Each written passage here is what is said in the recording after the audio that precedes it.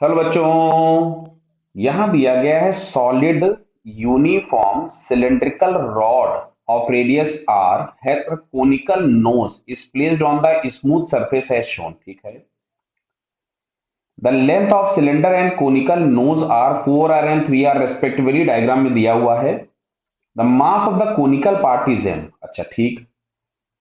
A ring of radius r by 2 is to be tightly fitted in the nose of the body, the maximum permissible mass of the ring so that body does not topple। Clear. तो इसमें मास केवल और केवल कोन का दिया गया है, मतलब हमें इसके मास के टर्म्स में बाकी और मास निकालना होगा। तो सबसे पहले अगर हम वॉल्यूम ऑफ कोन लिखें या मास ऑफ कोन ही लिख लेते हैं, जिसको हमें कैपिटल एम दिया गया है, तो आपके पास मिलेगा 1/3 पाई आर स्क्वायर, मतलब बेस का एरिया, इंटू हाइट। और हाइट हम लोगों के पास दी गई इसकी 3r इंटू डेंसिटी। तो फाइनली हमारे पास ये आ रहा है 1/3। अच्छा, 3 से 3 कैंसिल हो गया, 3 से 3 कैंसिल हो गया, दिख रहा है ना बेटा आपको। तो यहां से हमारे पास ये आ रहा है पाई आर क्यूब इंटू डेंसिटी, ये दिया है कैपिटल एम। तो यहां से हमारे पास हो गया मास ऑफ कोन। अच्छा, मास ऑफ सिलेंडर अगर हम लोग फाइंड करें तो ये हमारे पास होगा बेस एरिया।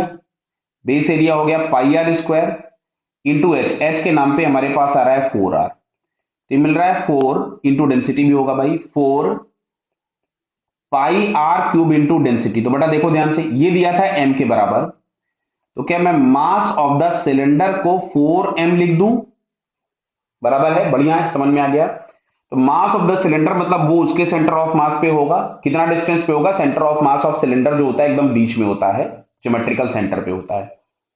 और मास ऑफ सॉलिड कोन जो होता है वो बेस से h/4, समझ रहे हैं आप? बेस मतलब ये इसका बेस है, तो यहां से h/4, h कितना दिया इसका 3r। तो जो सेंटर ऑफ मास का डिस्टेंस यहां से मिलेगा, दिस वन इज 3r/4। इस वाले पॉइंट से इसका जो सेंटर ऑफ मास का डिस्टेंस होगा ये 2r होगा। क्लियर। यहां पे रखा है 4m और यहां रखा है कैपिटल एम। अब बात करते हैं रिंग की, तो ध्यान से देखिए। रिंग मान लीजिए इस वाले पॉइंट पे आकर के फिट हो गई। क्लियर। तो साहब ये डिस्टेंस कैसे मिलेगा? तो देखो, रिंग का रेडियस दिया है r/2। कितना दिया है? r/2। देखिए रिंग का रेडियस r/2 दिया हुआ है। तो यहां से अगर हम लोग यूज करें, ध्यान से देखना बेटा, tan थीटा, इसको हम थीटा ले रहे हैं।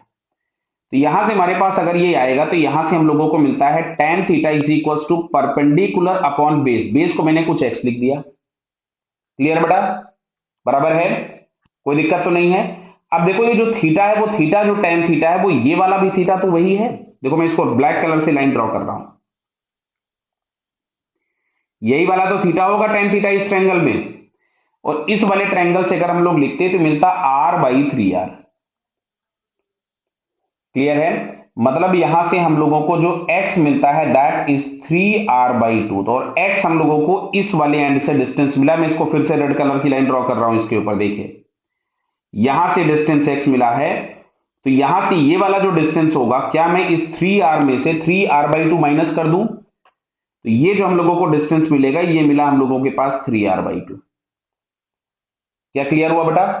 कोई दिक्कत तो नहीं किसी को? अब चलिए बात करते हैं, वापस आते हैं। चलो जरा ध्यान से देखो, क्वेश्चन पूछा डज नॉट टॉपल। तो टॉपलिंग होगी इस वाले पॉइंट के अबाउट। ये समझ में आ रहा है ना कि अगर हम इस रिंग के मास को ज्यादा कर देंगे तो ये इस वाले की तरफ में झुक जाएगा, तो टॉपलिंग इस पॉइंट के अबाउट होगी। तो यहां से एक नॉर्मल पास हो रहा होगा जिसका टॉर्क हो गया 0। तो टॉर्क के नाम पे कौन मिला? एक आपके पास एक कैपिटल एम जी यहां एक्ट हो रहा है। इस रिंग के मास को मैंने स्मॉल एम जी ले लिया, वो यहां कहीं एक्ट हो रहा है। और ये 4 टाइम्स कैपिटल एम जी यहां कहीं एक्ट हो रहा है। बराबर है। और अगर ये टॉपल नहीं हो रहा है तो नेट टॉर्क हमारे पास 0 होगा। तो देखो 4mg का टॉर्क, हम लोगों को टॉर्क बैलेंस करना है, समझिए बात को। तो 4mg का torque 4mg into perpendicular distance इसकी है 2r, ये है एक्सिस ऑफ रोटेशन। मैं इसको ब्लैक कलर से बना देता हूं एक्सिस ऑफ रोटेशन को। तो एक्सिस ऑफ रोटेशन ये है, तो इससे जो परपेंडिकुलर डिस्टेंस मिला ये 2r, इसका स्मॉल m का perpendicular distance, sorry capital M जो ये कोन का मास था, इसका परपेंडिकुलर डिस्टेंस हम लोगों के पास है 3r/4। और ये जो स्मॉल एम था इसका परपेंडिकुलर डिस्टेंस, स्मॉल एम जिसको मैंने रिंग ले लिया था, तो रिंग का परपेंडिकुलर डिस्टेंस आ रहा था 3r/2।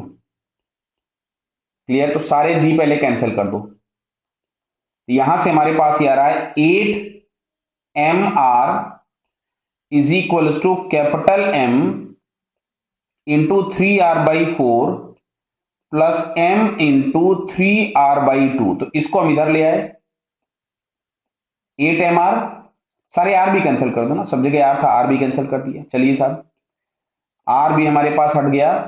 तो अब यहां से बच रहा है 8m minus 3m/4 is equal to 3 into small m/2। तो इसमें से अगर हम 8 में से इसको 4 एलसीएम ले लेते हैं यहां पे, तो 32 minus 3 29 capital M into 3m/2। Clear है? इस 2 से इसको उड़ा दो, ये 2 आ गया। तो यहां से हम लोगों के पास small m is equal to आता है 29 कैपिटल M/6। तो 29 कैपिटल M/6 ये हमको सेकंड ऑप्शन में दिया हुआ है। क्लियर? तो फाइनली इसका सेकंड आंसर करेक्ट हो जाएगा। कंसेप्ट क्लियर हुआ था कि अगर हम इस रिंग के मास को बढ़ाते चले जाएंगे, थोड़ी देर के बाद ये जो होगा वो इस पर्टिकुलर एज के अबाउट क्या करेगा, रोटेट कर जाएगा। क्लियर बेटा? So final answer is 2। Okay, all the best.